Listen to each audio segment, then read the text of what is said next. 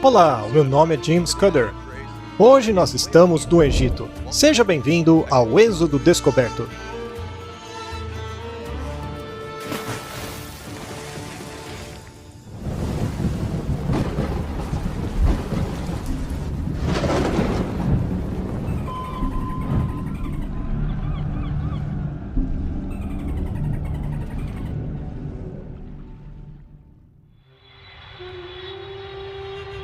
Que experiência maravilhosa foi aquela de mapear a jornada do Êxodo. Na última vez, o meu cunhado Neil e eu chegamos em Cairo e visitamos as pirâmides, a Esfinge e recapitulamos a rica história do Egito com as suas edificações fabulosas. Mas nós queríamos investigar melhor a parte israelita da história do Egito. E assim voltamos para o Museu Egípcio para estudarmos a Estela de Merneptah, uma grande pedra que nos dá evidências da presença de Israel na história egípcia. Também examinamos uma antiga carroça egípcia para que Neil e eu pudéssemos saber o que procurar em nosso mergulho no Mar Vermelho. Depois dirigimos ao leste do delta do Rio Nilo, aonde teria sido a região de Gozan, o ponto de partida do Êxodo. Muitas evidências intrigantes foram encontradas de José e sua família vivendo e prosperando ali. Também visitamos os lagos rasos próximos ao canal de Suez, que, como alguns sugerem, teria sido o ponto de travessia do Mar Vermelho. Neil e eu concluímos que aquele local definitivamente não era o local correto, já que a Bíblia fala de uma área grande e profunda. Assim, começamos a dirigir na direção daquele local que consideramos o melhor candidato, o Golfo de Aqaba. Hoje nós chegamos em Nuweiba, uma praia onde supostamente Israel teria sido cercado por todos os lados. Queríamos ver e explorar esse local interessante por nós mesmos e levá-los para debaixo d'água, para procurarmos evidências do exército do faraó.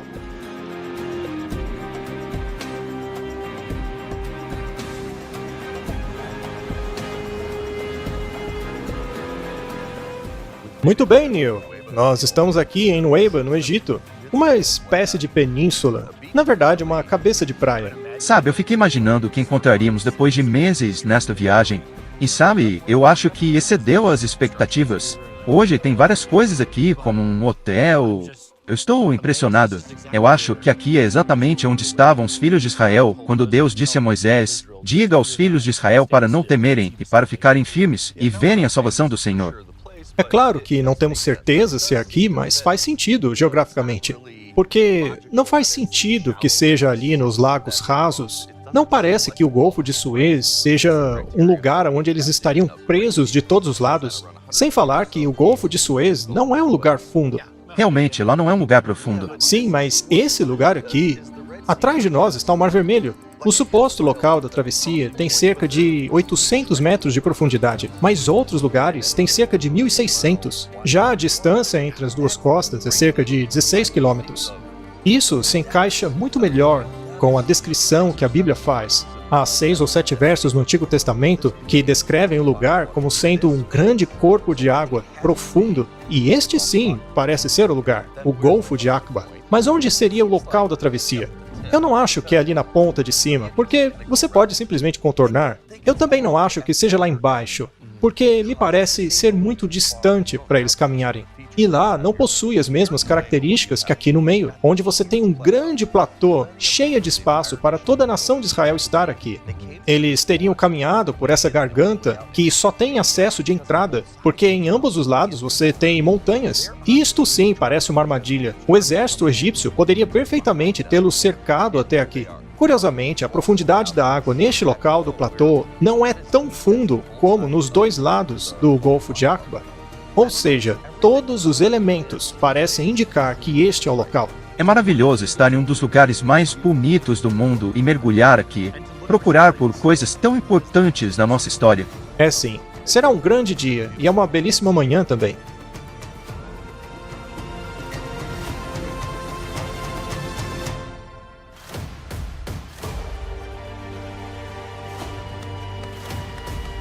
Nós estamos agora na parte norte de Nuweiba. O Mar Vermelho está aqui à nossa direita. Se você continuar para o norte, você acabará chegando em Israel e na Jordânia. Eles teriam estado lá, à distância, Cerca de 1 milhão, 2 milhões de pessoas, acampados e encurralados. Bom, a Bíblia nos dá alguns nomes geográficos, como Migdal, que significa torre, Pi-Hairote, que significa boca da garganta, e Baal-Zephon, Senhor do Norte. Obviamente, nós sabemos aonde está o mar agora. Pi-Hairote é onde o Alatir abre. Alatir significa água, e um monte de água vinha daquela direção na temporada da chuva. Então tem coisas que a gente ainda não sabe. Talvez houvesse uma torre aqui na antiguidade, uma torre egípcia. Isso faria sentido, porque se você quiser vigiar aquele local, você colocaria uma torre ali. Sim, seria um ótimo lugar para uma torre de vigilância. Logo ali na boca de Wadi al-Atir, seria um lugar perfeitamente lógico para pôr uma torre. Não parece curioso que haja tantas referências a um local? É como se Deus quisesse que a gente fazer uma pesquisa depois para fazer sentido de tudo isso e mostrar ao mundo o que realmente aconteceu aqui. Sim, ele nos deu 4 pontos de referência, o que ajuda muito em nossa busca pela verdade.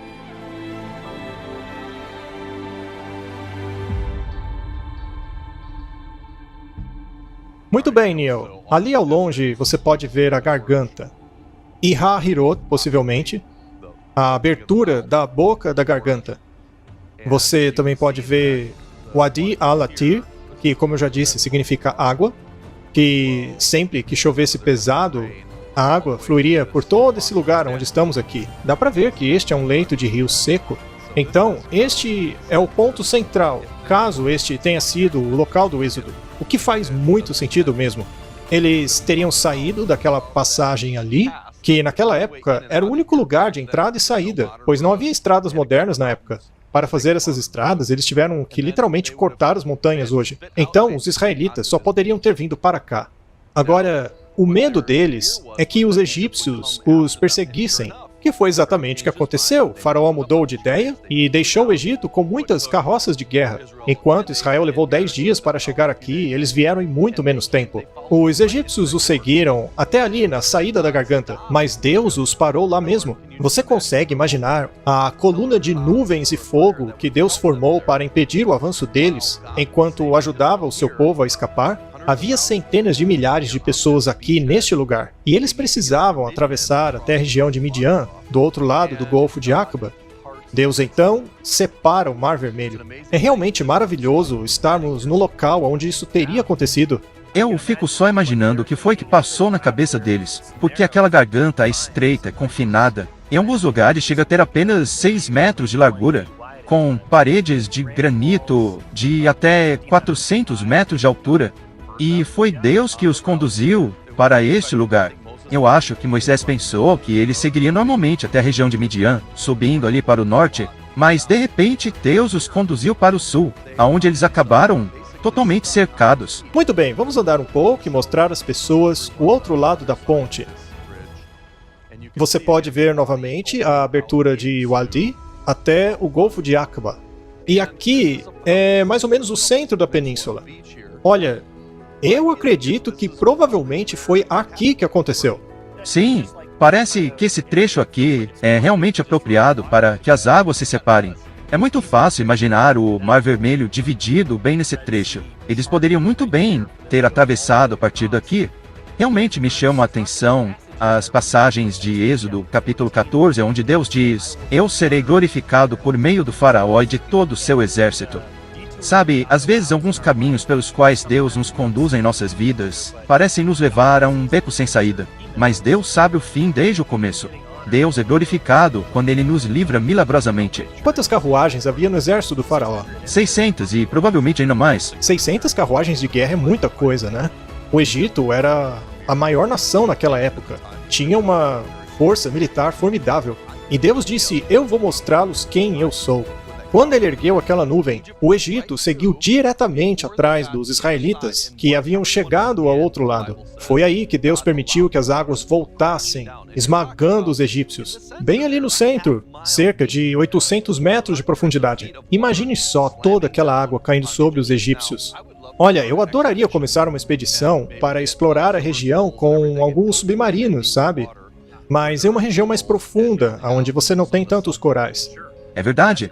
Poucos corais crescem a 100 metros de profundidade, mas praticamente nada cresce a 200 metros. Assim, Pode ter muitas evidências ali. Eu mal posso esperar para mergulhar. Muito obrigado por ter me trazido com você. Mas relaxa um pouco, porque aonde nós vamos mergulhar, outros já mergulharam antes. Mas eu sei que você tem mais fé que eu. Eu estou muito feliz por estar aqui. Eu sei que você quer achar uma espada ou uma roda de carruagem, não é? Já eu sei que nós não podemos tocar. Mas podemos documentar. Sim, podemos registrar, filmar tudo o que quisermos. Mas apenas por estar aqui e saber que foi bem aqui que ocorreu um grande propósito de Deus é realmente inspirador. Bom, uma das razões que nos faz pensar que Nueva poderia ser o ponto de travessia é que, em primeiro lugar, fica ali no meio do Golfo de Aqaba. E também há algo muito interessante sobre a profundidade ali. Eu já vou falar sobre isso daqui a pouco. Mas eles também encontraram um pilar nos dois lados do que seria o ponto de travessia. Aqueles pilares, na verdade, são um memorial do ponto de travessia. Eles são chamados de o Pilar de Salomão.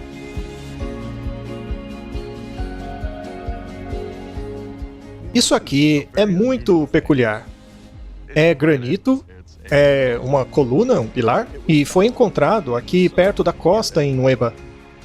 Você pode ver que ele está desgastado, mas é um verdadeiro artefato. Você não vai encontrar nada como isso aqui em nenhum lugar da região. Ele é único. O Ron Wyatt disse que encontrou outra coluna ali do lado da Arábia Saudita. Aquele pilar foi entregue às autoridades e desapareceu desde então. Ele disse que aquele pilar tinha escrita hebraica nele. Supostamente outro pilar tinha a palavra Salomão escrita, junto a algumas coisas a respeito do cruzamento do Mar Vermelho. Mas nesse aqui eu não vejo nada além de grafite. Mas poderia estar aqui, nessa parte que está grandemente desgastada. De novo, isso não nos dá nenhuma prova conclusiva, mas, afinal, por que isso estaria aqui, não é? Por qual razão? Muito bem, chega de terra seca. Agora vamos mergulhar no Mar Vermelho e explorar as suas profundezas. Eu sou um mergulhador desde os 16 anos. Eu tenho certificado de mergulho em águas avançadas. Mas o Neil não tem experiência. O certificado dele é para águas abertas apenas. Então a gente vai começar devagar. Ele não vai conseguir mergulhar tão fundo quanto eu. E aí, o que você está sentindo? Prestes a dar o seu primeiro mergulho no Mar Vermelho, hein? Eu estou sem palavras. E pensar que os israelitas estiveram aqui e sem esse equipamento que a gente está usando. Sabe, o pensamento de encontrar algo na água é realmente muito empolgante.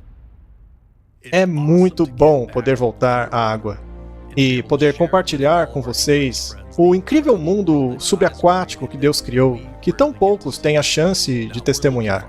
Sim, estamos aqui em busca de artefatos, mas eu também vou apreciar a belíssima criação de Deus. Conforme começamos o mergulho, a primeira coisa que eu vejo é grama marinha e um peixe bem legal. Conforme continuamos o nosso mergulho, com o nosso mestre de mergulho e o Neil, olhamos ao redor para ver se podemos encontrar alguma coisa que lembre um artefato. Imediatamente encontramos esse bastão preso no chão. Obviamente, ele não se parece com algo que tem estado ali há milhares de anos. Esse aqui é um fantástico peixe-leão, um dos peixes mais peculiares do mundo. Ah, e veja aqui, parece que temos um balde de tinta da dinastia egípcia. Também temos aqui uma antiga cadeira egípcia. Olha, eu não sei como essas coisas vêm parar aqui embaixo. Mas agora, falando sério, a beleza aqui é indescritível. Há peixes dourados por toda parte. Veja só a beleza dessas criaturinhas.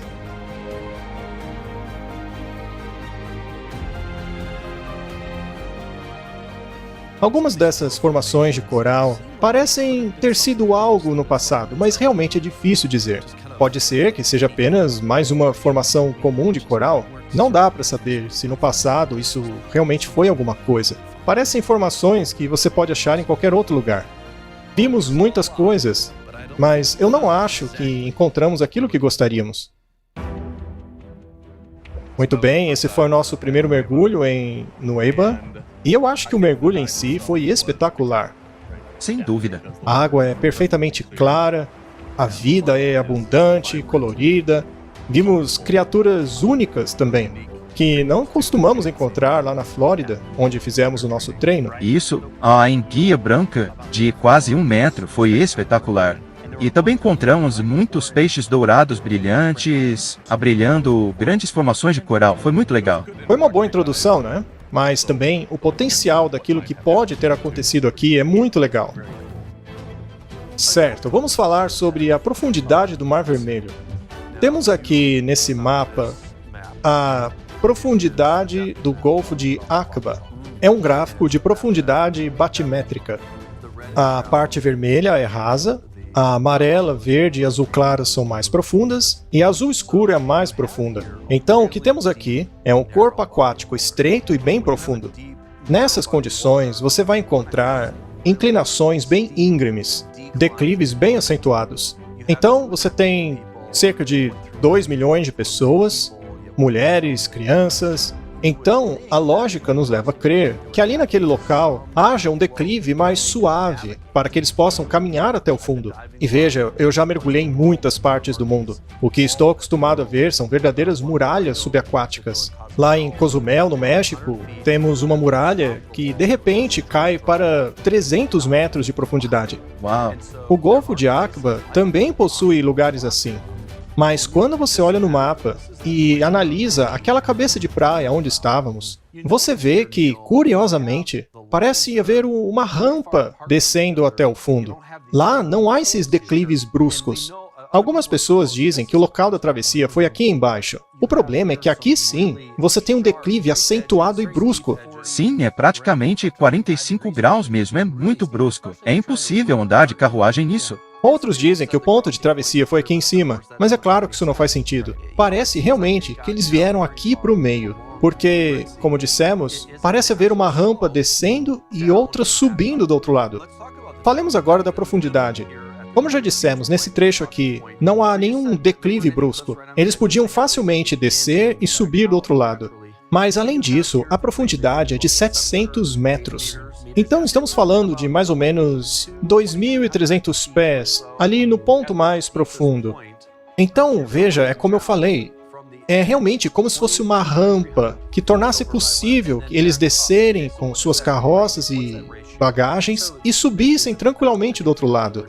Veja, o nível de declive de 14% é um pouco inclinado, mas não é mais inclinado do que uma rodovia cruzando as montanhas. É verdade. É perfeitamente possível atravessar, então é plausível. Mas vamos falar um pouco mais sobre a profundidade daquele local. Eu queria ajudar as pessoas a terem uma noção do que é. Veja, eu estive em Dubai. Lá em Dubai, eles têm o prédio mais alto do mundo. A altura daquela torre tem mais ou menos a mesma profundidade daquele suposto ponto de travessia. Bom, quando você fica bem de frente àquela torre, você se sente uma formiga. Eu queria que vocês imaginassem um paredão de água daquela altura. Cara, é realmente impressionante imaginar. São 2 paredões de água colossais. É impressionante. Agora é hora do nosso segundo mergulho. Quem sabe encontraremos alguma evidência do exército do faraó.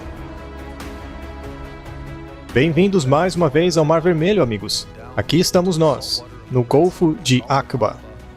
Mais uma vez encontramos tanta beleza, esses corais são fantásticos. Mas não estamos procurando corais, nem criaturas como essa enguia. Queremos achar artefatos, qualquer coisa que seja do tempo de Moisés. Esses animais são chamados almas de Moisés. Dizem que quando o mar foi separado ao meio, essas criaturas foram separadas juntas. É por isso que os 2 olhos delas estão em apenas um lado. Mas continuamos a nossa jornada procurando por qualquer coisa fora do comum. Ao procurarmos nesta formação, descobrimos algumas criaturas, como este peixe-sapo. Esse peixe não é feio. Ele se mistura muito bem nesta formação, você mal consegue percebê-lo ali. É incrível. Agora, esse peixe aqui é legal. É um peixe-palhaço. Esse coral aqui, tem vários deles, é muito bonito. Continuamos a nadar, na procura de alguma coisa interessante. Mas, infelizmente, não encontramos nada. Ainda assim, foi divertido.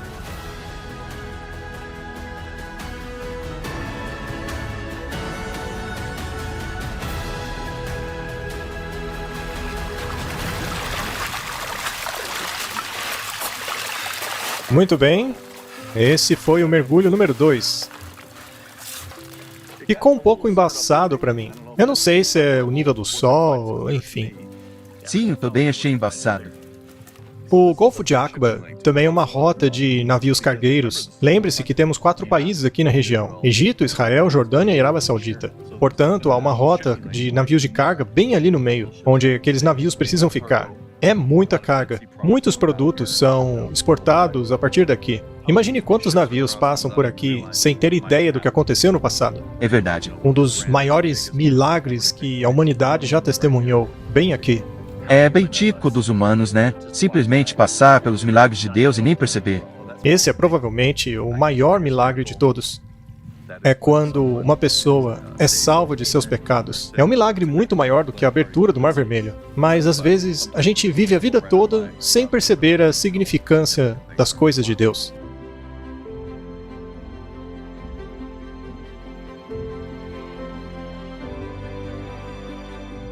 Os filhos de Israel disseram a Moisés: Você nos trouxe aqui porque não tinha tudo suficiente no Egito?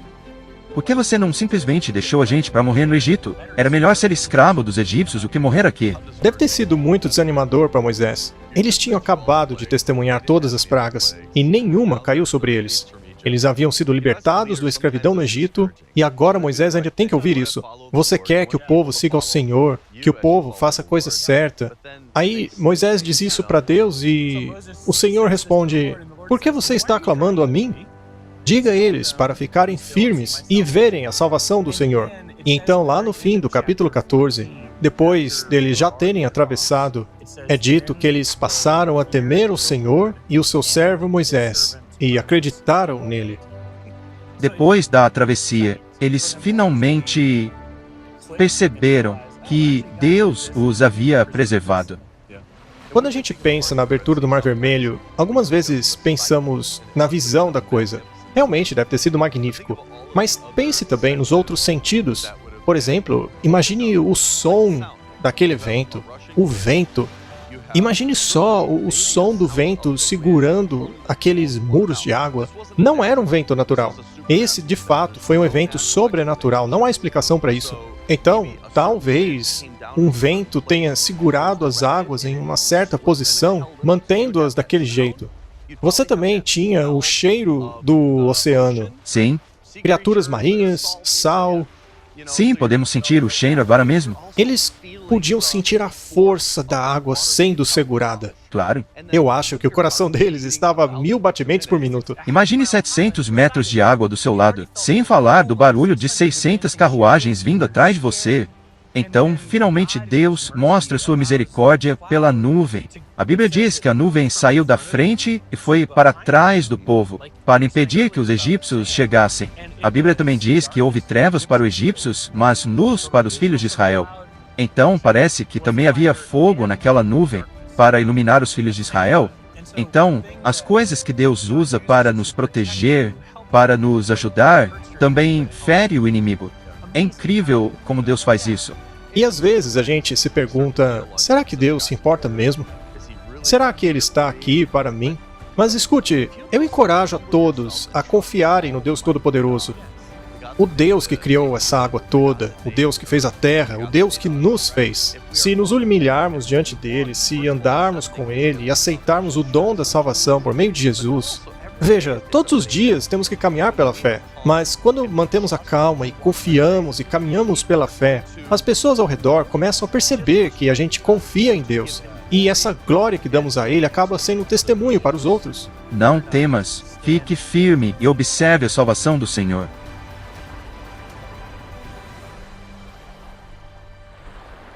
No próximo dia, decidimos pegar um barco e mergulhar mais ao fundo do centro de Nueiba, o lugar com a maior probabilidade de ter sido o ponto de travessia. Isso é muito legal, né? É fantástico. Sim, é uma bênção estar aqui no Mar Vermelho, no Golfo de Aqaba. É muito bom termos pego um barco. Eu estou vendo bem atrás do seu ombro as águas de Wadi, aonde os filhos de Israel vieram para a praia de Nueiba. Sim, e dessa perspectiva aqui, realmente dá pra ver a cabeça da praia. Realmente é bem grande. Realmente parece um tipo de palco, um lugar perfeito para que todos testemunhassem o milagre de Deus. Bem, aí os israelitas seguiram em frente e os egípcios decidiram segui-los. Quando o último israelita saiu, Deus finalmente permite que os egípcios entrem. Todos entram na abertura do mar. O exército em suas carruagens de guerra e, talvez, o próprio faraó. Eles estavam todos dentro no caminho quando as carroças começaram a atolar. Aí, de repente, aqueles gigantescos muros de água começaram a cair bem em cima deles e os destruíram completamente, revelando o grande poder do único e verdadeiro Deus. Pois é, Deus disse que ele seria honrado e que os egípcios saberiam que ele é Deus. E, literalmente, a passagem diz que as rodas saíram das carruagens. Provavelmente, as rodas eram semelhantes àquelas que vimos no museu. Eu não sei como os egípcios tentaram desatolar as carroças, mas eu sei que eles começaram a fugir da face dos israelitas, porque finalmente entenderam que era Deus que estava lutando. É realmente impressionante. Se esse aqui é o ponto, o que parece ser o caso, deixa a gente num espírito de reverência, não é?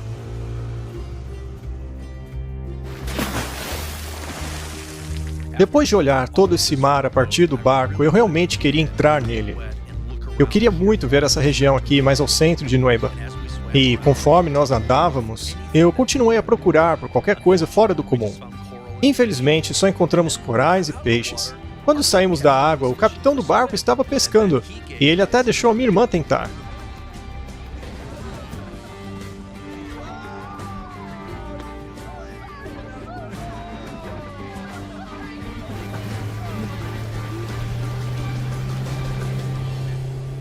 Eu tenho outra pergunta a considerar, Neil. É sobre o faraó. Sim. Será que ele entrou mesmo no Mar Vermelho? A Bíblia nos dá alguns versos que dão a entender que ele entrou. E os filmes sobre o assunto também dão a entender que ele entrou. Por outro lado, alguns amigos nossos e arqueólogos acreditam que Faraó continuou a governar. O Faraó do Êxodo. Ele governou por mais algum tempo e não morreu ali no mar. Ele não teria entrado. O que a Bíblia diz a respeito? Sim, vamos ver. A Bíblia diz assim: os egípcios, com todos os cavalos e carros de guerra do faraó, os cavaleiros e infantaria, saíram em perseguição aos israelitas.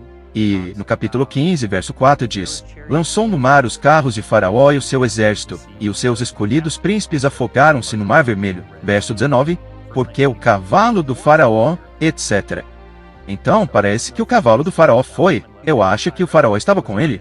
A pergunta é, o faraó estava nessa empreitada? Eu acho que a Bíblia deixa claro que sim. Ele fazia parte da perseguição. Afinal, ele queria de volta os escravos que ele mesmo havia liberado. Eles se perguntam em Êxodo 14:5, por que fizemos isso, havendo deixado ir Israel para que não nos sirva mais? E ele aprontou seu carro, o faraó, e tomou consigo o seu povo.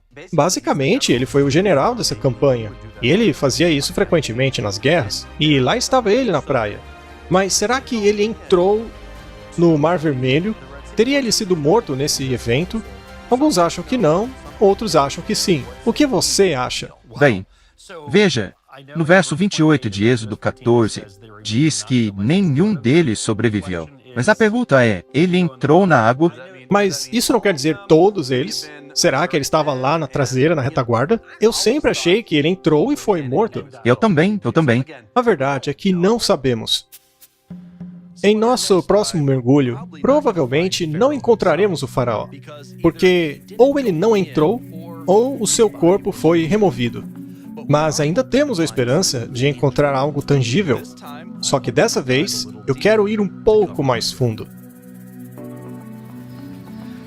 O centro de mergulho não quer levar a gente até o ponto que gostaríamos. Há muita burocracia, muitas permissões necessárias. Estamos aqui negociando para ir mais fundo. Eu acho que quanto mais fundo você for, mais aumentam as chances de encontrar algo. Quem sabe eu possa ir mais fundo, porque eu tenho um certificado mais amplo, mas vamos ver se isso é possível. Recebi a aprovação de mergulhar com um guia a profundidade de 30 metros. Neil vai ter que ficar para trás em uma água mais rasa. Desta vez, eu também estou trazendo comigo um detector de metais. Quem sabe eu trombo com uma espada, não é? Ou uma roda de carruagem. E bem-vindos mais uma vez ao fundo do mar. Dessa vez, vamos mais fundo na esperança de encontrar alguma coisa que seja realmente única. A primeira coisa que encontramos é esse belo camarão. Aí vocês podem me ver procurando coisas com meu detector de metal, mas a única coisa que achei até agora foi uma espécie de boia. Mas não é isso que eu quero achar. Eu quero encontrar alguma coisa antiga. O coral é realmente muito bonito. Veja só essa formação, olha. Nós encontramos este artefato aqui. Ele parece interessante, mas eu acho que não passa de um tipo de cano ou algo assim. Infelizmente, eu não posso tocar coisas que tenham coral em cima. Não posso levar nada para cima também. Sendo assim, terminamos o nosso terceiro mergulho sem nada de interessante. E aí, como foi? Eu mergulhei com um guia diferente. Você teve que ficar no raso, eu pude descer por em torno de 30 metros. Como foi o seu mergulho? Foi ótimo. Eu encontrei algumas coisas que podem ser estruturais. Eu não estou afirmando nada, tá? Eu achei alguma coisa que talvez pudesse ser uma peça de uma carruagem, mas realmente eu não sei. Eu ainda acho que o ponto de travessia, caso tenha sido aqui em Nueva, foi mais ao norte, naquela direção. Nós não podemos mergulhar lá, mas mesmo assim é muito legal. Para mim já valeu a pena só de ver essa criação belíssima de Deus. Então, seja como for, já valeu a pena. Claro. Bom trabalho!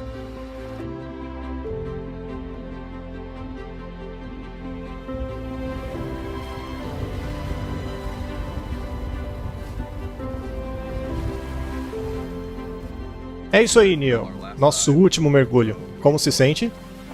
Eu me sinto muito grato de estar nessa viagem, de estar aqui e ver todo esse cenário. Sim. Nós trabalhamos duro para estar aqui, né? Foi muito bom até agora, mas eu realmente tenho esperanças desse último mergulho. Mas sabe, cara, eu acho que você vai continuar mergulhando pro resto da sua vida. Claro que sim, é muito divertido. Tem muita coisa para explorar por aí. Pois é, você acha esses pequenos pedaços de paraíso, esses corais lindos. Você para e fica lá observando. Às vezes eu levo meia hora observando um. Sim, é muito divertido. E sabe, toda a criação exalta a bondade de Deus. É claro que a criação foi manchada pelo pecado, mas quando vemos lugares como esse, parece que você vê o mundo de uma nova maneira. Ainda mais que a luz do sol está tão brilhante como hoje. É como estar dentro do aquário, né? É muito legal. Bom, vamos lá, vamos ver o que encontramos. Vou usar mais uma vez o meu detector de metais.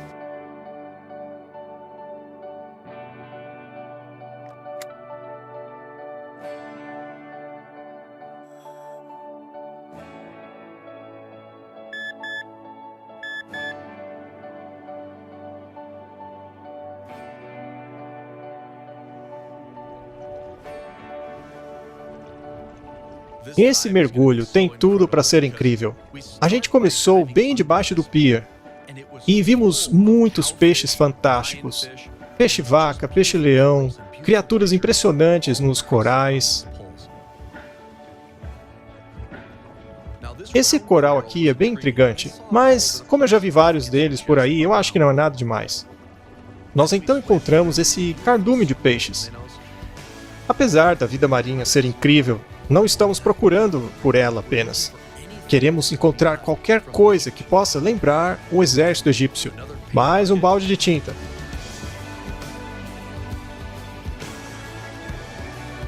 Sabe, eu realmente não acho que vou encontrar nada que lembre o Egito Antigo.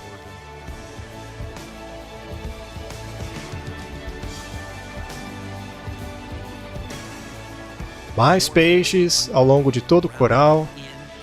Muita vida, muita variedade, cores, roxos, amarelos, verdes. É isso, nós terminamos o nosso quarto mergulho com todos esses peixes maravilhosos. Eu vi uma coisa estranha ali embaixo, mas depois saiu nadando e vi que era só mais um peixe. Hora de subir. Como sempre, isso deve ser feito com cuidado. Ao contrário, você pode ter problemas sérios.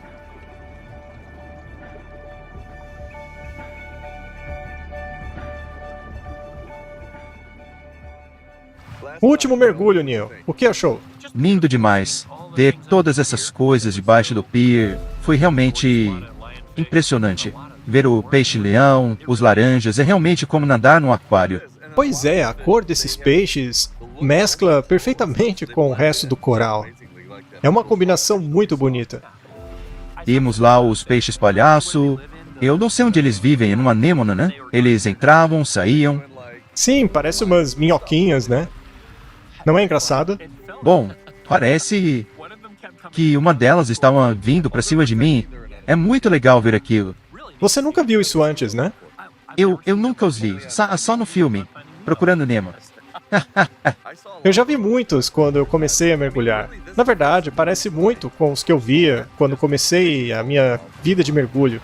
Mas é sempre legal ver de novo, é muito incrível. Eu sempre digo que variedade e cores são os grandes atributos da criação. Claro, depois do amor, né? Sim, claro. Você não lembra do caráter de Deus lá embaixo? Sim, tudo isso me faz lembrar da habilidade artística do nosso Deus. E o homem tenta copiar essa criação em suas arquiteturas, seus edifícios. O homem sempre busca por inspiração na natureza. Mesmo quando vai projetar um carro, um avião, ele sempre se inspira em algo que Deus já criou. É por isso que eu sou um criacionista, porque eu reconheço que Deus é o criador de tudo. Agora, eu acho que esse é um ponto de terra no mundo, caso seja o ponto de travessia, claro, aonde o mar foi partido, aonde nós temos que louvar a Deus, temos que exaltá-lo, dizer: o Senhor é fantástico, o teu poder é inimaginável, o Senhor derrubou o faraó e o seu exército, e nós nos humilhamos diante disso, nós nos prostramos diante do Senhor. Então, esse é o tipo de sentimento que eu sinto aqui, sabe? Apesar de não termos feito nenhuma grande descoberta hoje, eu ainda acredito que estamos no local correto. Talvez no futuro haja uma oportunidade de explorar com submarinos ou coisa assim, e possamos encontrar evidências do exército de Faraó. No próximo episódio, iremos para a Arábia Saudita para ver se há evidências dos midianitas. Também veremos uma rocha partida e o Monte Sinai.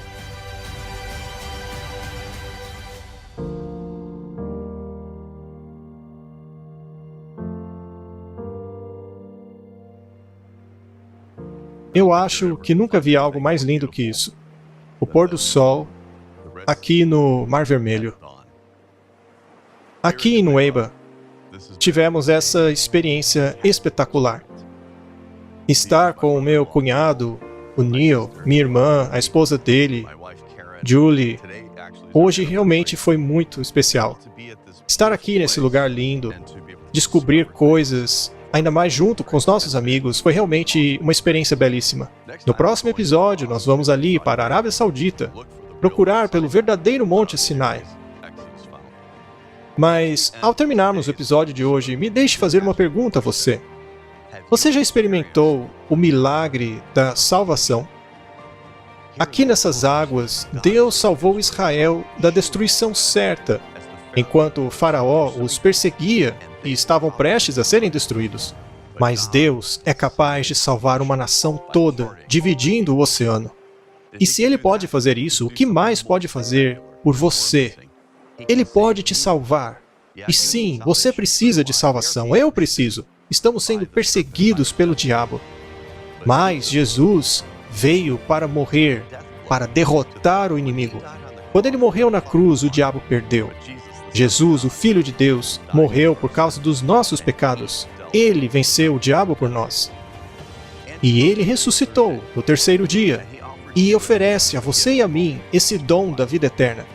E se você colocar a sua confiança nele e crer nele, não apenas nas palavras, mas nele, a Bíblia claramente diz que você será salvo hoje, amanhã e sempre. Me permita mostrar essa maravilhosa ilustração. A Bíblia diz que você e eu somos pecadores. Bem, imagine que isso é o pecado, e essa mão representa toda a humanidade. Minha outra mão representa o Senhor Jesus Cristo. Ele era perfeito, ele não tinha pecado. Mas sabe o que ele fez na cruz? Ele tornou-se pecado por nós. Ele tomou os nossos pecados na cruz. Ele disse: se vocês confiarem em mim e acreditarem em mim, vocês não serão destruídos, mas terão a vida eterna. Esse é o dom que Deus te oferece hoje. E eu espero de coração que você aceite esse presente.